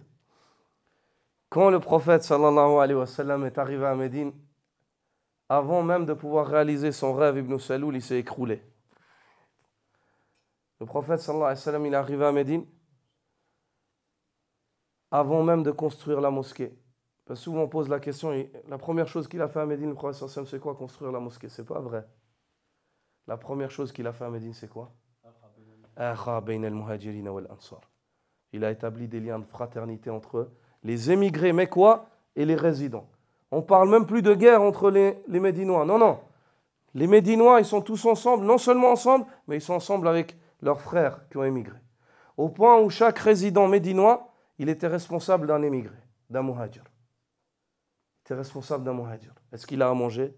Est-ce qu'il a de quoi se vêtir? Est-ce qu'il a de quoi se soigner? La fraternité de la foi. Ibn Saloul, ça a détruit son rêve, il s'est écroulé devant lui. Car il est venu, le vrai dirigeant, celui qui dirige par l'ordre d'Allah subhanahu wa ta'ala, le prophète Mohammed sallallahu alayhi wa sallam. Wala yuridu jaza'an wala shukura. Et il n'attend ni rétribution ni gratitude. Il n'attend pas d'être remercié ou qu'on lui donne des cadeaux pour le bien qu'il fait. Ayyuha al-ikhwa, cet homme-là, qu'est-ce qu'il a fait? Il a vu qu'il n'y avait pas moyen, ce n'était pas possible de descendre le prophète sallallahu alayhi wa sallam. Alors qu'est-ce qu'il a fait? Il a accepté l'islam. En dissimulant la mécréance. Et dans l'islam, il faisait en fait du mal aux musulmans de l'intérieur. Il essayait. Il se faisait du mal à lui-même. Il se faisait du mal à lui-même. Donc, est-ce que vous comprenez quel type d'hypocrisie est-ce qu'on parle ici? C'est l'hypocrisie d'une personne, ou bien alors une personne qui vient dans la mosquée, il assiste à des cours et il assiste, mais en fait, il n'a pas la foi. C'est un fonctionnaire d'État. Les États, ils ont le droit. Ils ont le droit. Il faut qu'ils sachent ce qui se passe dans les mosquées. Mais en islam, cette personne-là, sur la définition musulmane, comment est-ce qu'on l'appelle? Un munafiq, un hypocrite. Parce qu'il nous montre l'islam, mais en fait, il n'a pas la foi. Donc lui, il fait ça pour un salaire. Allah subhanahu wa ta'ala nous guide tous. Hein? Il gagne une part du dunya, mais il perd beaucoup dans l'au-delà. Car c'est dommage qu'une personne, elle se prosterne et elle ne sente pas le délice de la foi dans le sujoud. Et en dehors de cela, il n'y a pas de problème. À ce qu'ils viennent écouter les cours ils sont ouverts à tout le monde, à toute personne. Est-ce que vous comprenez ce que c'est? Donc, ce nifaq-là, c'est de celui-là qu'on parlait, pas dans les actes. Pas le nifaq dans les actes. Et même dans les actes, il est réprouvé en islam. Il ne faut pas être hypocrite, il ne faut pas mentir, il faut tenir ta promesse, il ne faut pas être pervers lorsque tu te querelles avec les gens. Il faut être digne de confiance, hein, jusqu'au bout, même avec ceux qui te trahissent. Le prophète sallallahu alayhi wa sallam, il a quitté la Mecque, il voulait le tuer, les Mecquois. Il a laissé Ali pour qu'il rende les dépôts, subhanallah. Il a laissé Ali pour qu'il rende les dépôts, qu'il restitue les dépôts à ces gens qui voulaient le tuer, subhanallah. Cette catégorie-là, wa takdhib, elle est de 6. L'hypocrisie majeure, quant à elle, elle a 6 formes. Elle a 6 formes. Takdhib al-Rasoul sallallahu alayhi wa sallam. Le fait de démentir le messager intérieurement. Ou takdhibu ba'd ma ja'a bih, ou le fait de démentir une partie de ce avec quoi il est venu. Ça en fait 2. Ou bughd ar-rasoul sallallahu alayhi wa sallam, ou de détester le messager sallallahu alayhi wa sallam. Ou bughd ma ja'a bihi ar-rasoul sallallahu alayhi wa sallam, ou le fait de détester une partie de ce avec quoi le messager est venu. Ou il-masarra binkhifadi din ar-rasoul sallallahu alayhi wa sallam, ou le fait de se réjouir de la régression de la foi de la communauté. Le fait de te réjouir que si les gens ils délaissent la foi ou que la foi, les musulmans ils perdent et ainsi de suite, d'être content de cela. Ça c'est un caractéristique des munafiqoun, le saloul. Ou al-karahiyatu l'intisari din ar-rasoul sallallahu alayhi wa sallam, ou le fait de détester, c'est le 6e, le fait de détester voir la religion du prophète sallallahu alayhi wa sallam brillante et triomphante. 6 points, 6 caractéristiques. Démentir le messager, 1. Démentir une partie de ce avec quoi il est venu, 2. De détester le messager, 3. Ou de détester ceux avec quoi le messager est venu, 4. Le fait de te réjouir de la perte des musulmans et le fait d'être affligé par la victoire ou le triomphe des musulmans, l'élévation de l'islam. C'est les 6 caractéristiques des hypocrites. L'une de ces 6. Celui qui a une de ces 6 caractéristiques-là, c'est un munafiq. C'est un munafiq. فالمنافق في هذا القسم مؤمن الظاهر كافر الباطن. Et l'hypocrite d'une grande hypocrisie, c'est une personne qui en apparent a l'air croyant et à l'intérieur il est mécréant. Il n'a pas la foi. أما إيمانه الظاهر فإنه يشهد الشهادة شهادة الحق ويصلي ويصوم ويحج ويجاهد ويشارك المسلمين في شعائر الدين الظاهرة كما هو حال المنافقين في عهد النبي صلى الله عليه وسلم. Quant à l'islam apparent, c'est que cette personne-là, tu vas la voir, il dit la ilaha illallah, il fait la prière. Donc à la base, est-ce que nous, on sait qu'une personne elle est mécréante? Une fois. Ça, c'est l'erreur, l'erreur, la grande erreur du monde, dans le monde musulman, où facilement ils disent, ah, ce dirigeant-là, c'est un munafiq. On voit que le nifaq, il est quoi? Le nifaq, il est quoi? L'hypocrisie, elle est où?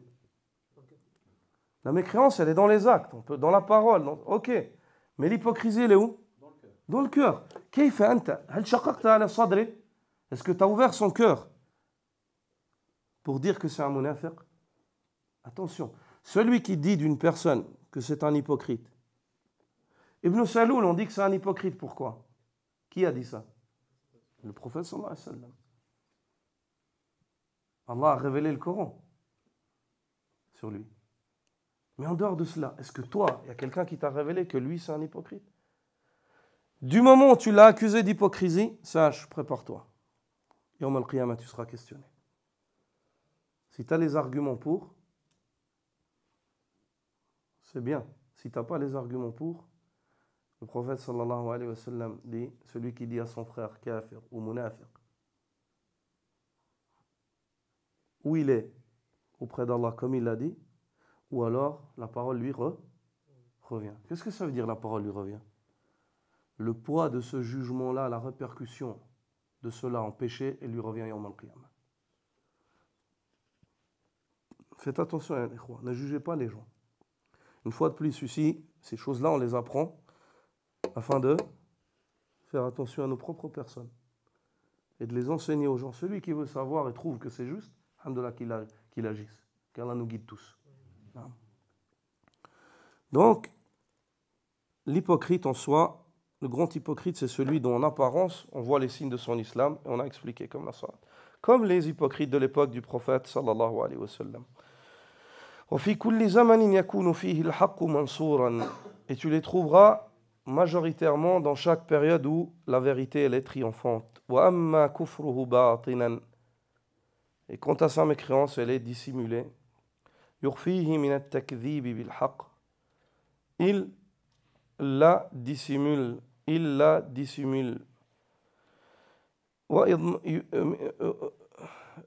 يخفيه من التكذيب بالحق وإضمار العداوة لله ولرسوله وللمؤمنين. Il dissimule à l'intérieur de lui le fait qu'il démente la vérité, il ne croit pas, et le fait qu'il ressent une animosité, il se sent ennemi d'Allah et de son messager des croyants. قال الله تعالى, Allah le Très-Haut dit, إذا جاءك المنافقون قالوا نشهد إنك لرسول الله والله يعلم إنك لرسوله والله يشهد إن المنافقين لكاذبون اتخذوا أيمانهم جنة فصدوا عن سبيل الله إنهم ساء ما كانوا يعملون ذلك بأنهم آمنوا ثم كفروا فطبع على قلوب ذلك بأنهم آمنوا ثم كفروا فطبع على قلوبهم فهم لا يفقهون. Allah le Très-Haut dit, lorsque les hypocrites viennent à toi et te disent, nous témoignons que tu es le messager d'Allah. Allah sait très bien que tu es son messager. Et Allah témoigne que les hypocrites sont des menteurs. Ils prennent leur serment comme bouclier et moyen de protection afin de faire entrave à la voie d'Allah. Innahum sa'a ma kanu ya'malun. Ce qu'ils font est très mal. Dhalika bi annahum amanu. Ceci car ils viennent et mettent la foi en premier lieu. Ils exposent la foi, comme s'ils ont la foi. Thumma kafaru. Puis après cela, ils mécroient à l'intérieur d'eux. Fatubi'a ala qulubihim. Allah a tamponné leur cœur. فهم لا يفقهون. Ils ne comprennent rien. Ils n'ont rien compris. Et y a-t-il une ignorance plus grande que celui qui s'adonne à des actes par lesquels on devrait rechercher le paradis pour aller en enfer? Y a-t-il une ignorance plus ignoble et plus abominable que celui qui s'adonne à des actes par lesquels l'homme devrait chercher le bonheur pour construire son malheur éternel? Allahu Akbar. Si vraiment est une grande tromperie. Quant à la petite mécréance, la petite mécréance, الكفر الأصغر هو إتيان الذنوب التي سماها الرسول صلى الله عليه وسلم أو الشرع كفرا ولم تصل إلى الكفر الأكبر. Ceci, c'est le fait de s'adonner à des actes qui ont été qualifiés comme étant un acte de mécréance dans la religion, dans les textes religieux, mais qui n'atteignent pas le degré de grande mécréance par laquelle l'homme sort de l'islam. مثل قوله صلى الله عليه وسلم في صحيحين من حديث ابن عباس رضي الله عنهما لا ترجعوا بعدي كفارا يضرب بعضكم رقاب بعض. Comme ce que le prophète sallallahu alayhi wa sallam, ce qui nous parvient dans les deux sahih, Al-Bukhari et Muslim, selon Abdullah ibn Abbas radiyallahu anhuma, qu'Allah l'agrée, ainsi que son père, qui dit que le prophète sallallahu alayhi wa sallam a dit: ne revenez pas après moi, ne redevenez pas après moi mécréants, en vous frappant, en frappant les coups les uns des autres par des épées. Yadribu ba'dukum riqaba ba'd, en vous entretuant. Il a employé le mot mécréant. Alors que c'est pertinemment que si deux musulmans s'entretuent, c'est très mal. Mais ça ne fait pas d'eux des mécréants. Le sens de ce hadith, c'est quoi? Ne revenez pas à une époque où vous ressemblez à l'époque à laquelle vous étiez mécréants. Car les Arabes, avant l'islam, ils s'entretuaient. Kuffar. Donc ne reniez pas la faveur d'Allah, la faveur qu'Allah vous a accordée, qui est le fait qu'il ait fait de vous des frères dans la foi. Il a uni vos cœurs. Donc le kufr, la mécréance qui est voulue par ce hadith, c'est la petite mécréance. Et l'imam al-Bukhari a chapitré, à l'unanimité des savants, parmi les salafs et ceux qui les ont suivis, il y a deux catégories de mécréants en son islam. Il y a deux catégories de mécréants en son islam. Et ici, ce qui est voulu dans ce hadith, c'est la petite mécréance, car le fait de tuer un croyant, même si c'est un grand péché, un énorme péché, pour lequel l'homme risque d'être longuement châtié en enfer, mais ce péché-là ne le fait pas sortir de l'islam. Et Allah Azza wa Jal dit dans Surat Al-Hujurat: وَإِن طَائِفَتَانِ مِنَ الْمُؤْمِنِينَ اقْتَتَلُوا. Et si deux groupes parmi les croyants s'entretuent, il n'a pas dit min al-kafirin, اقْتَتَلُوا فَأَصْلِحُوا بَيْنَهُمَا, établissez la concorde entre eux.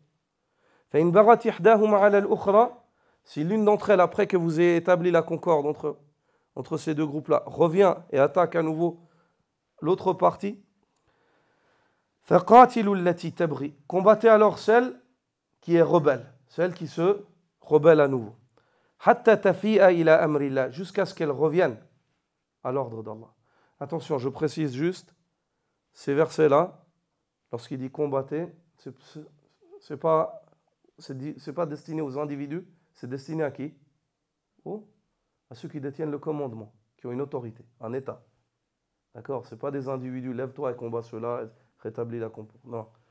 Ici, il parle à une société, il parle au pluriel, à une société, à la société musulmane, qui à cette époque-là avait un dirigeant, c'était le prophète sallallahu alayhi wa sallam, avec une autorité, avec une armée, avec tout ce dont un État est formé.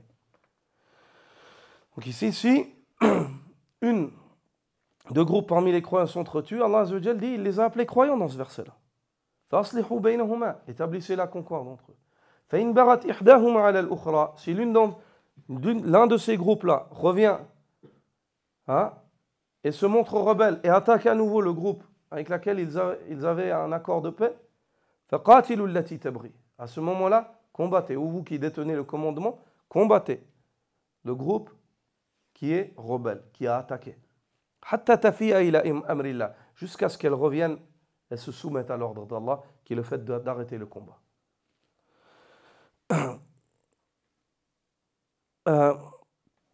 فإن فاءت فأصلحوا بينهما بالعدل وأقسطوا إن الله يحب المقسطين. Si elle se résigne, elle revient à l'ordre d'Allah et s'y soumet, elle délaisse le combat, elle respecte le traité de paix, la paix qui doit exister, alors à ce moment-là, أقسطوا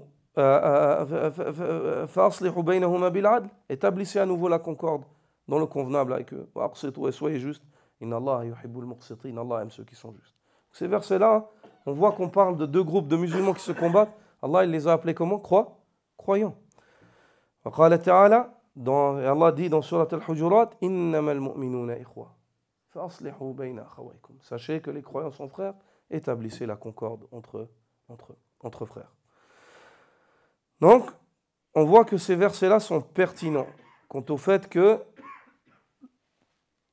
le prophète sallallahu alayhi wa sallam, ces versets-là, il t'explique le hadith. Que le hadith, le kufr dans le hadith, ce n'est pas le kufr majeur mais mineur. Car Allah Azza wa Jal, il les a appelés croyants. C'est le fait d'expliquer la sunna par le Coran. La sunna par le Coran. Aussi, ce que l'on appelle le fait kufr ni'am, de mécroire les faveurs d'Allah. C'est le fait de les renier. Le kufr, c'est le fait de renier. Si c'est le fait de renier les faveurs d'Allah. Une personne qui renie n'est pas reconnaissant, est-ce qu'il est sorti de la foi? Seul Allah sait combien on est manquant. Seul Allah sait combien on est manquant dans le shukr, dans le fait d'être reconnaissant. Combien de fois on a été ingrat? Est-ce que ça veut dire qu'on est sorti de la foi? Absolument pas. Allah Azza wa Jal évoque et dit وَضَرَبَ اللَّهُ مَثَلًا قَرْيَةً كَانَتْ آمِنَةً مُطْمَئِنَّةً يأتيها رزقها رغدا من كل مكان فكفرت بأنعم الله فذاقها الله لباس الجوع والخوف بما كانوا يصنعون. Allah Azza wa Jal te donne un exemple, en parabole, l'exemple d'une cité qui était sécure et vivait dans un apaisement total. Sa subsistance lui venait de toutes parts.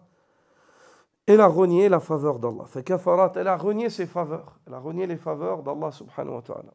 فذاقها الله لباس الجوع والخوف même si ce verset-là, à la base, désigne les Mécois et le fait qu'ils aient renié les faveurs d'Allah et ils n'ont pas reconnu la faveur qu'Allah leur a accordée, ils n'ont pas suivi son messager. Mais le fait que l'on dise kufrun ni'am, renier les faveurs, une personne musulmane qui renie une faveur et qui n'est pas reconnaissante, ne témoigne pas de sa reconnaissance, ça ne le fait pas sortir de la foi. Ça ne le fait pas sortir de la foi. Subhanakallahumma bihamdik, ashhadu an la ilaha illa ant, astaghfiruka wa atubu ilayk.